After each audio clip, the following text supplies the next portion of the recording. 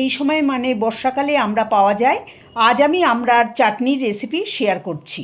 বানানো খুবই সহজ, শেষ পাতে এই চাটনি খেতে দারুণ লাগে। তাহলে চলো রেসিপি শুরু করি। তার জন্য এখানে নিয়েছি 250 গ্রাম ছোট দেশি আমড়া। ভালো করে ধুয়ে পরিষ্কার করে নিয়েছি। আমি এখানে ছোট আমড়া নিয়েছি, তোমরা চাইলে বড় আমড়াও ব্যবহার করতে পারো। দেখো, আমড়ার বোটার দিকটা কেটে ফেলে দিয়ে খোসা সমেত লম্বা অর্ধেক করে কেটে নিয়েছি। তোমরা চাইলে খোসা ছাড়িয়েও নিতে পারো। এবার আমরা একটু ভাপিয়ে নেব। কড়াই বসিয়ে 1 কাপ জল দিয়ে দিলাম। জল ফুটতে শুরু করলে কেটে রাখা আমরা দিয়ে দেব। এখন ঢাকা দিয়ে মিডিয়াম ফ্লেমে 1 মিনিট আমরা ভাপিয়ে নেব। এইভাবে আমরা ভাপিয়ে নিলে আমরা কিছুটা সেদ্ধ হবে। আমড়ার মধ্যে যে কষভাব থাকে ওটা চলে যাবে, এতে চাটনি খেতে ভালো লাগবে। খুব বেশি সময় ধরে ভাপানোর দরকার নেই। 1 মিনিট পরে ঢাকা খুলে নেব, একটু নেড়ে চেড়ে নেব। দেখুন আমরা প্রায় সেদ্ধ হয়ে গেছে। এখন গ্যাসের ফ্লেম বন্ধ করে আমরা নামিয়ে একটা ঝাঁঝরিতে ঢেলে সব জল ঝরিয়ে নেব।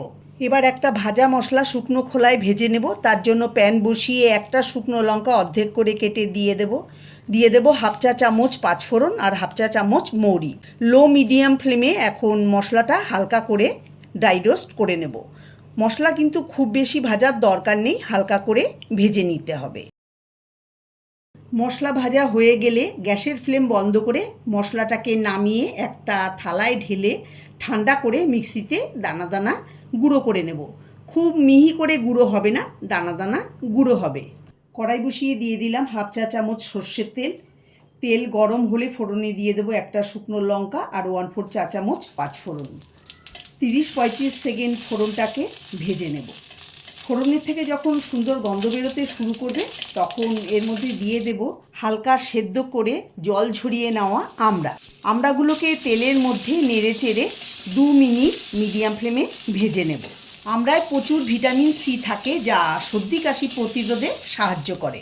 2 মিনিট ভাজা হলে এর মধ্যে অল্প পরিমাণে লবণ আর সামান্য পরিমাণে হলুদ গুঁড়ো দিয়ে মিশিয়ে লো ফ্লেমে 1 মিনিট ভেজে নেব। এরপর বড় 1 কাপ জল দিয়ে মিশিয়ে দেব। হাই ফ্লেমে 1-2 মিনিট রান্না করে নেব। আমরা তো আগেই হালকা সেদ্ধ করে নিয়েছি, তাই আর বেশি সেদ্ধ করার দরকার নেই। এরপর এর মধ্যে 1/2 কাপ চিনি দিয়ে মিশিয়ে দেব। আমি 250 গ্রাম আমড়া নিয়েছি, তাই 1/2 কাপ চিনি দিয়েছি।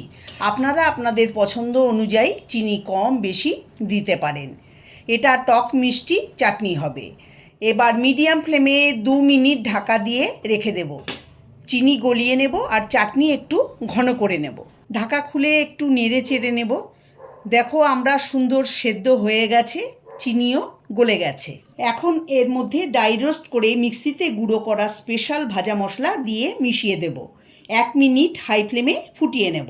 দেখো চাটনি অনেকটাই ঘন হয়ে গেছে, ঠান্ডা হওয়ার পর আরও ঘন হয়ে যাবে।